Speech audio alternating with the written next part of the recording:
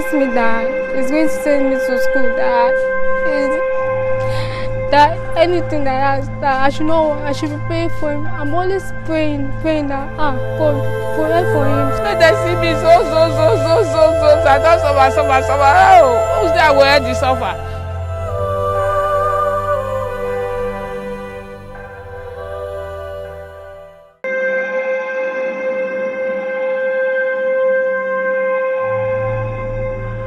On the 18th of August, on a Tuesday morning, at about 8 a.m. in the morning, when I woke up, I took up my phone and I realized I had missed some calls.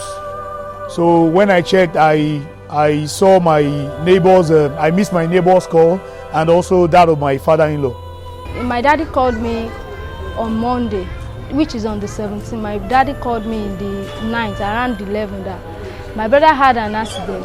So when he called me, I was like, what happened? He said the friends of my brother that called him, that they said he had an accident. And I said, I was not short of breath because I don't know what. My mom is already sleeping. We too, we are already sleeping. Me and my junior sister, we are already sleeping. My mom is already sleeping. So I called my neighbor first to confirm why she called that early, and she confirmed to me that one of my sister-in-law called her to inform her that my father-in-law had been trying to reach me, but that he couldn't get through. That my brother-in-law, that's the deceased, Collins Osagie, was involved in an accident and that he had died.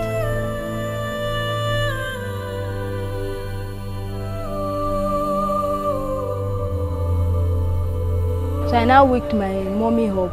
I give her the phone. My daddy talked to her that my brother had an accident. They said he had an accident, but it's not that we don't want to tell her that it's critical. But he told me it was the friends that called him said the accident was critical. And I told my mom. My mom was not shaking. She cannot sleep till daybreak. She was just going to toilet from one time to the other. She did not even get herself at that point in time. So when it's now like 4 o'clock in the morning, my mom now wake me up that we should start going to where they said my brother is at church gate there. I told her that we cannot see bus this time. He said, we will see, let's go. So we dressed up. Eventually we start going. We get there. We get to the church gate. We call the friends, the numbers of the friends that called my daddy. They told us that we should come to Kane Hospital, they described the hospital to us, that we should come there. So immediately I just cut the call and I called my father-in-law to confirm the story. And he actually confirmed it to me that yes, Colin was involved in an accident, that I should quickly go and meet up with my mother-in-law, that they are on their way to the hospital. So we get there. On getting there, we saw one of his friends that we know that is close to my brother. One of the friends the guy was crying. He was like, why are you crying? My mom now asked him that, why are you crying? What happened? His colleague is dead. He did not say anything. Later, my mom now asked him that, where is my brother? Where is colleague? He said, we should go. So the nurse, they now took us to where he is. Getting to where my brother is, we saw him, they lie him down, he's already dead.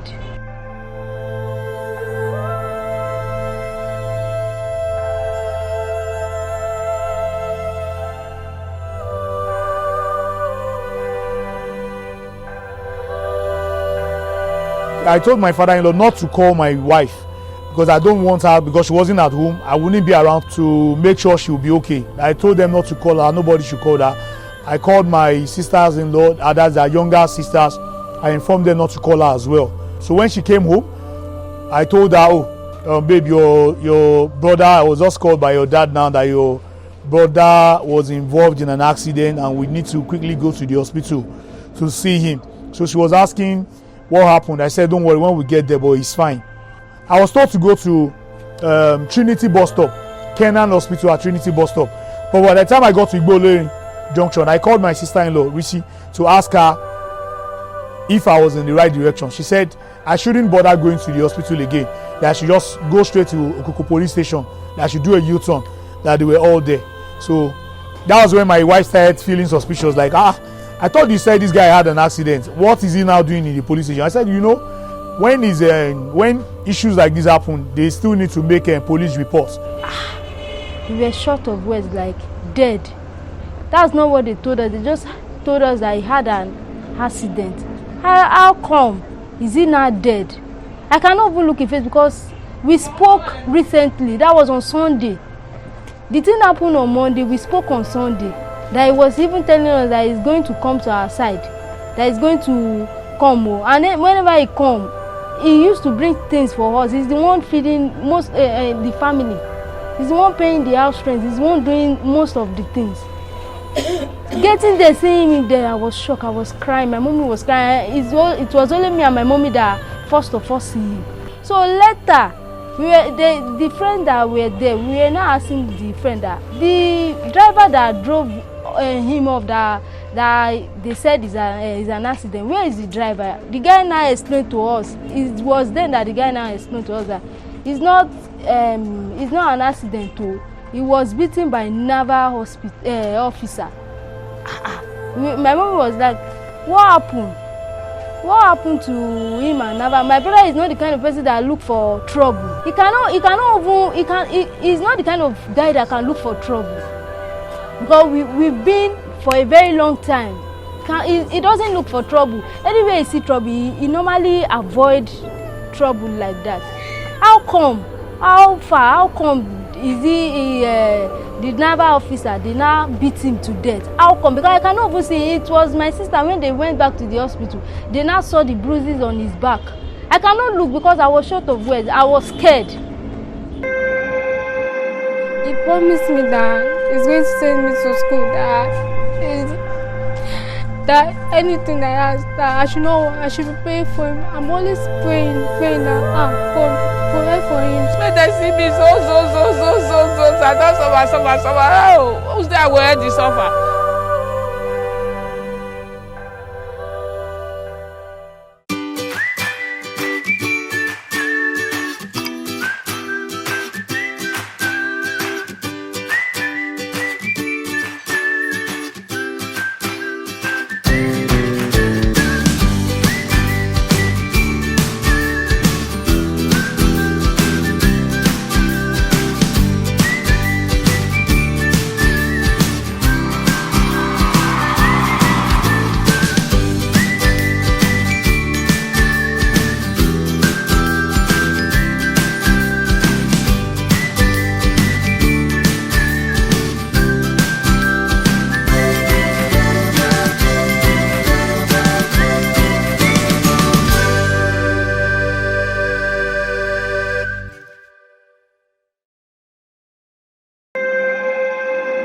He promised me that he's going to send me to school, that anything that I ask, that I should be praying for him. I'm always praying that God provide for him. When they see me so, I don't suffer. Oh, who's there where they suffer?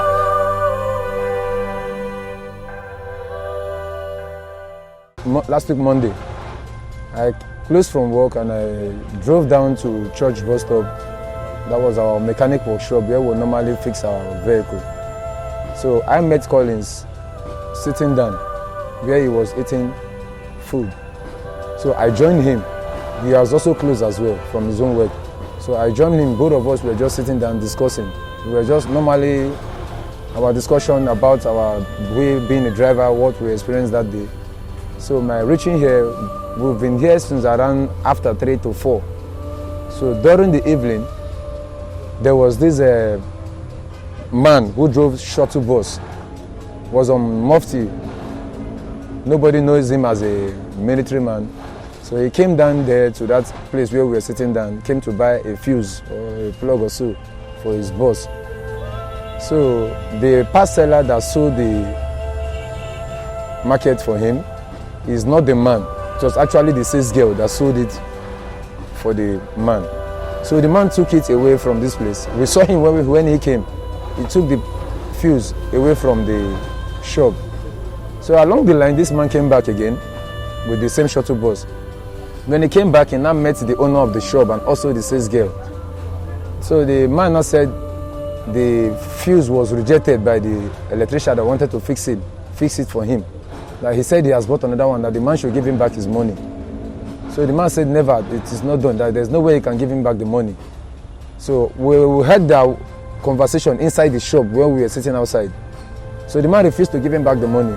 So along the line, they started having an argument inside that shop. So my friend Collins now stood up from where he was sitting down, tried to call them out from the shop and tried to make peace among the both of them. So I was just sitting there watching them. The man refused to give him the money. How much is this money we're talking about? Just 250 naira. So the man refused to give him back the money. So Collins was like pleading with the parceller. He said no, that whatever the man wanted to take from the shop, the man should go and take anything that worth 250, that he's not going to collect back that fuse, that the fuse has been tempered. So the customer now said no, there's no way, that he must take his money. So along the line when they were arguing, dragging themselves, the parceller now used his head and headbutt him on his jaw. So the customer jaw, he now has a bruise on his jaw, started bleeding.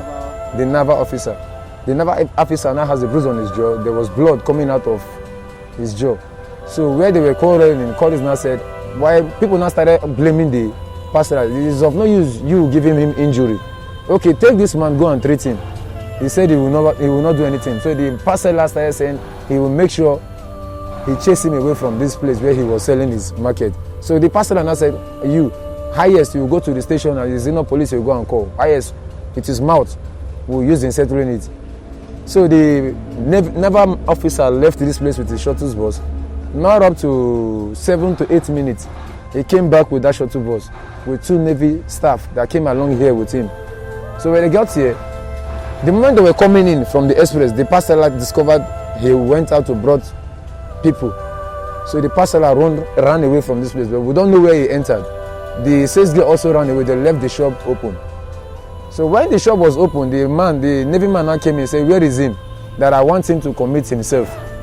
Collins also now stood up again to meet them, trying to beg this man. The naval officers and the 2 other guys, they refused to listen to him. So Collins actually on his own brought out that 250 from his pocket, tried to give to the Navy man that they should let peace reign. One of the naval staff now felt insulted when he tried to give them the money. So he now raised his hand and slapped Collins like 3 times here. So when he slapped Collins, me myself, I couldn't take it. I was angry with that slap. So I stood up and met Collins there. I said, Collins, leave this place. Allow them to look for the man they are looking for. This is not your business. Though we understand what Collins is trying to do. He's trying to make peace. So I dragged Collins down to inside the workshop. We talked to him. He calmed down. He now sat down on the bench. Me, him, and the woman that was selling this. So there are people within watching what is going on. Not up to 20 minutes, 5 naval officers came in along the line, met the 2 Navy guy and the man that was selling the man that came to buy the fuse. So there were 3 in number. 5 now came in. There were now 8 in number. So that guy that slapped Collins now saw Collins where Collins were sitting down somewhere here. He now said, oh boy, see this boy, now this boy one beats me. So among the 5 that came in, 2 that does not even know what is even going on. It's like maybe they just call them to come and make trouble. Because that was how I believe they normally do things. 2 just walk out of their midst and came to Collins and said, stand up. So the moment where Collins was standing up, there was a drink on his hand. This action bitter of a thing. He was holding it. They said, go down. So he said, Oga, I will go down. Go down, Oga, I will go down. They started kicking him with their leg. So me and this woman and one other man stood up. We tried to still beg them for them to allow this boy to go. So we pleaded with them. They left him. They said they want to see the man. We told them, this person you are looking for, the moment people are coming in, they saw you people and they ran away. That's the shop of the man, but the shop is not locked. So they were here till 8, no, after 7 to 8. So the man, I don't know what they discussed among themselves with the man. The man now drove the shuttle bus with reverse and took it back to the express. They now followed him. When they were going, they now left one behind. When that one came in, he was putting on a shirt just like how you dress, as in this is your long sleeve, blue draft long sleeve, blue and black. But when that guy came in, he was with the naval cap. So when they wanted to leave, he removed that naval cap and gave to them. I was just here watching them, all the things they are doing at the main road. They took it from two. They now left him behind. That one that pulled off his cap, now came and stand here. So some of us were inside here when the day is already getting dark. So I now told people, I said, this guy you will see here that was standing here is one of the Navy staff. It's like, to me, they keep him here as a spy. He promised me that he's going to send me to school, that anything that I ask, that I should be praying for him. I'm always praying that God provide for him. When they see me so, I don't suffer. Oh, who's there where they suffer?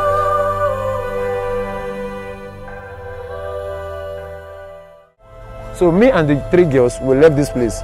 I escorted them home. When I go home, that same after to 8 I left here.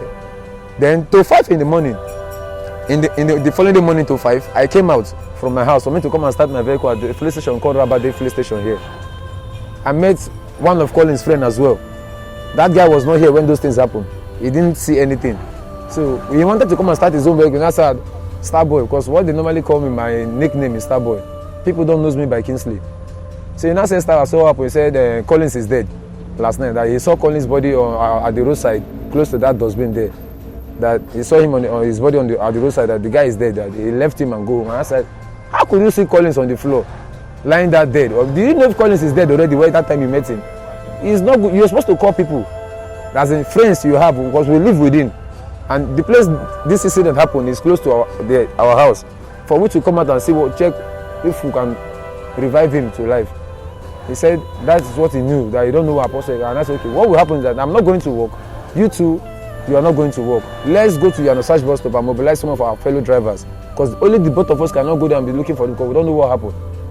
So when we got there, me and some other drivers, we took like 2 of these our vehicle. We are up to like over 20 something. When we got there, where we were looking for Collins on the floor, we couldn't find, but we saw traces of shoes on the floor. So there was a truck driver that was parked along the roadside. Nas called us and said, what happened? What are we looking for? We said we were told that one of our friends was beaten here last night and the guy is dead. The man now said, that friend you're talking about, do people know him? As we said, his name is Collins Osagie. He said that, what did that guy do to these Navy officers? Because the way they beat hell out of that guy, it's like they beat him from somewhere down to that place. And the beating was so much where they were hitting him with stick all over his body, matching all his, using their boots. They were using their shoes to match his head. That these people, they are not army, these people are Navy. So that moment, and I said, so this thing that happened yesterday, these people did not allow this boy to go in peace. They still make sure they beat him to death.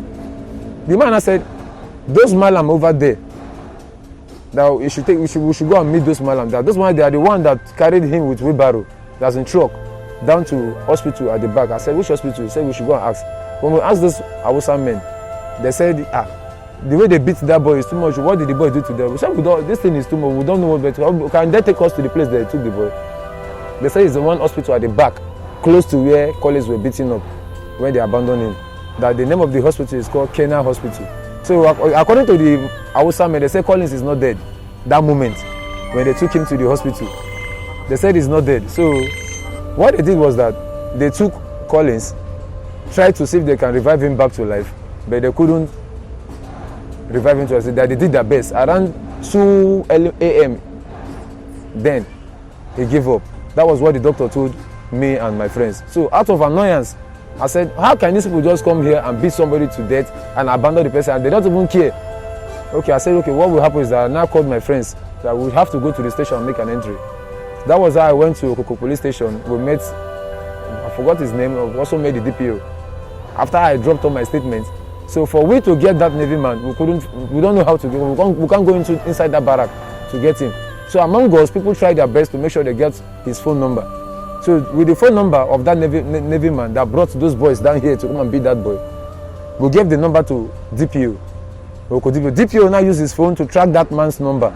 Well, after tracking the number, he told us that man is at Navy Gate there. So DPO called their commandant inside the barrack, reported this issue to him, that look at what is going on. Now send the Navy man's number to the commandant. Commandant has to call the man and ask him to please hold on at the gate. He's sending somebody to come and meet him. Not that they are telling me what is going on, but I was there. DPO was making all these calls. So my friends now discovered this man is at the gate. They now took his number, went to that Navy gate, they started dialing his number. Then when they were dialing his number, they saw him picking the call. So there was a guy called Bright. That man still recognized that Bright face here when that thing was happening. The man saw Bright across the road. That was opposite that Navy gate. He now mobilized two other Navy officers and said, "You are a spy. What are you looking for?" So Bright said, "What happened? Oga, what did I do?" So the way that Bright made a mistake, he said, "Oga, me, I don't know anything new. I know the deal." So they now discovered that it's like this guy saw them when they were beating up. But them themselves don't know that Collins is dead. They don't know that the guy is dead. They thought maybe they just beat him and abandon him. Maybe it might be somewhere treating himself. So what they did, they now grabbed that Bright. They wanted to drag him down to the barracks. So when the guy was struggling with them, there was one guy among us called Sadiq. Now pretend as if he's a mechanic fixing the vehicle. Then Efe drove down, now ran down to this place and mobilized boys. When they got back to that Navy gate, they started chasing the Navy men. Like the two naval staff ran inside the barrack. They now grabbed that man and brought him back down to Oko station. That was how the man was being caught. Not that police went there to catch him. It was drivers and conductor that caught him. So they now dragged him down to Oko station. Reaching there, they now asked me, "Is this the man?" I said, "Yes, that's the man." When we got to the police, I saw a very large scene. People were there wailing and crying. I saw my mother-in-law. I couldn't go close to her because I didn't want to, I myself am very, very emotional. So I didn't want to, I just left her. My wife had already known what happened by then. She was with her mother. They were all crying. I just went straight into the police station. I saw one of my in-laws there again, and I asked him what the real situation was, and he said yes, that Collins was dead, but it wasn't actually an accident, that he was being murdered, beaten to death by some naval ranks. And I asked if they had been arrested. He said yes, that the culprits, the person that invited other members of his the naval forces, was already arrested and that he was in custody. So I asked to see him. They took me to where he was, and funny thing, when I got there, I saw him eating. He was eating rice and beans. He was taking bottled water and using his drugs. No, he was in in a blue T-shirt, and at the back of the T-shirt it was inscribed Naval headquarters or something. It was at the back of his T-shirt. So he was there, seated. His name is P.O. Awosonya Olufemi. P.O. That P.O. stands for Petty Officer. That's his rank. Petty Officer Awosonya Olufemi. I saw the DPO. When I met with the DPO, they asked us what we wanted. I said, yes, obviously we want justice since he has been arrested. So he confirmed to me that he was one that was able to track him through his phone call and through his phone and all that, and I should go and check the course at the hospital. I drove down to the hospital, and the site wasn't what Collins doesn't deserve to die like that. He wasn't a criminal.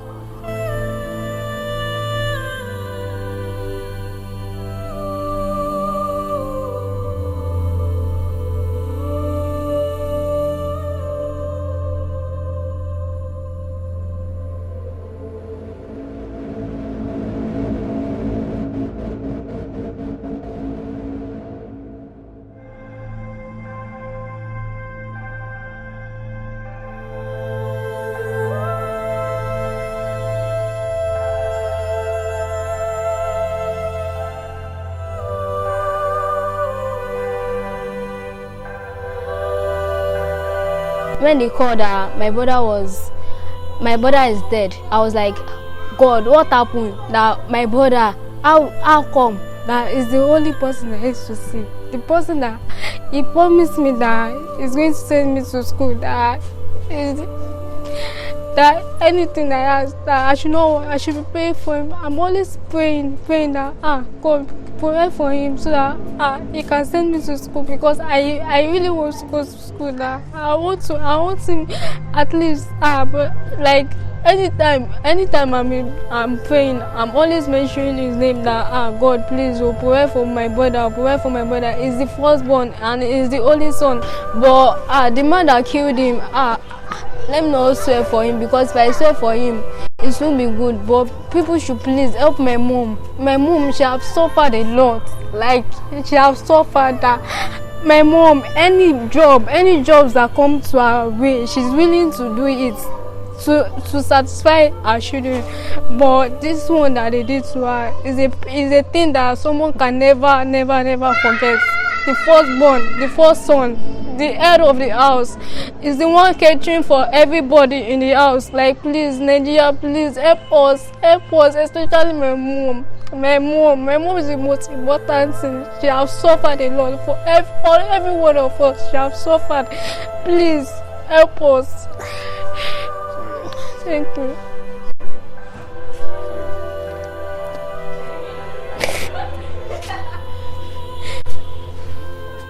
He pay me because I know fit bear am. People they say bear am. I go bear am. 35 years old boy. I go bear am. Because when I born for small. I dey train and they call, go better. Come reach the time when you go talk say, mommy take it. It can't be like this. I go take bear am. I don't know as I go take bear am. May Nigeria fight for me, may they fight for me. I don't know. Don't be picking when I go talk say, may I put am for back in the waka. As it don't grow, mama take it. Sometimes Christmas time, I bring rice and chicken for us. When we take do Christmas for December. He bring and so he cook finish. I say, oh yeah, make una share food. He say, mommy, make we put am for one plate, make we eat. He don't take. I say, okay, all of us start to dey eat. Now one plate, now we take eat. That day, if you see happiness for my body, no be small.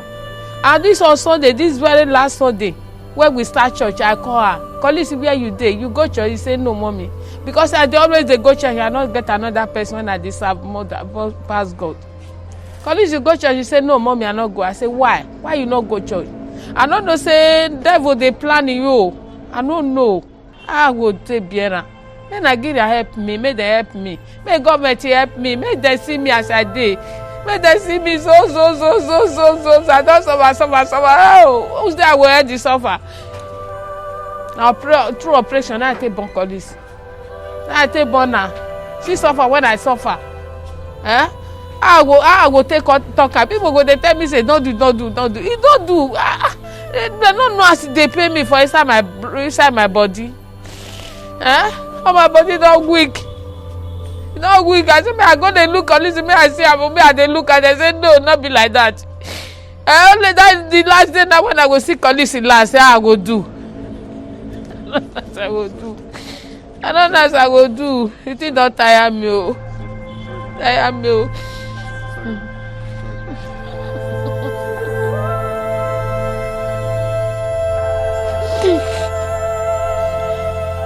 In addition, Collins Osagie is 34 years old. He's a mechanical engineer. He's a sole provider for his mother and his younger siblings. He has 4 younger sisters that look up to him. He has a daughter. As of yesterday, that's exactly a week after his death, the daughter, she became 14 years old, expecting her dad to be there.